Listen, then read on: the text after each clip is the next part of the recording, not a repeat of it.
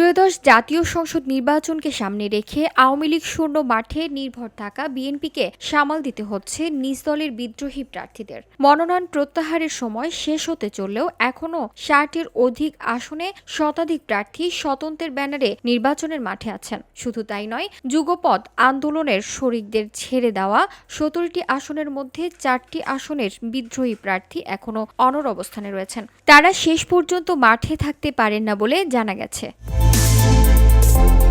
বিএনপির মনোনয়ন ঘোষণার পর দেশের বিভিন্ন আসনে দলীয় সিদ্ধান্তের বাইরে গিয়ে কেন্দ্রীয় ও তৃণমূল পর্যায়ের অসংখ্য নেতা বিদ্রোহী ও স্বতন্ত্র প্রার্থী হিসেবে নির্বাচনে অংশ নিচ্ছেন। অনেকের ক্ষেত্রে বহিষ্কার ও পদত্যাগের পরেও প্রার্থিতা বহাল রেখেছেন তারা। অন্যদিকে বিএনপির হাইকমান্ডের পক্ষ থেকে বিদ্রোহীদের বসানোর চেষ্টা করা হচ্ছে, তবে এখনও খুব একটা সাড়া মেলেনি প্রার্থীদের থেকে।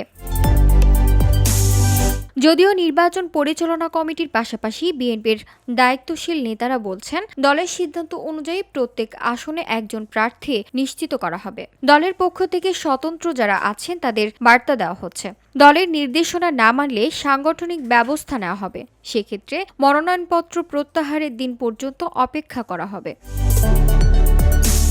বিএনপির নির্বাচন পরিচালনা কমিটির ভাইস চেয়ারম্যান ও দলের স্থায়ী কমিটির সদস্য বেগম সেলিমা রহমান বলেন, বড় দল হিসেবে বিএনপি থেকে অনেকেই নির্বাচন করতে চান, কিন্তু দলের বৃহত্তর স্বার্থে ত্যাগ স্বীকারও করতে হবে। একক প্রার্থীর বিষয়ে দলের সিদ্ধান্তের বাইরে যাওয়ার সুযোগ নেই।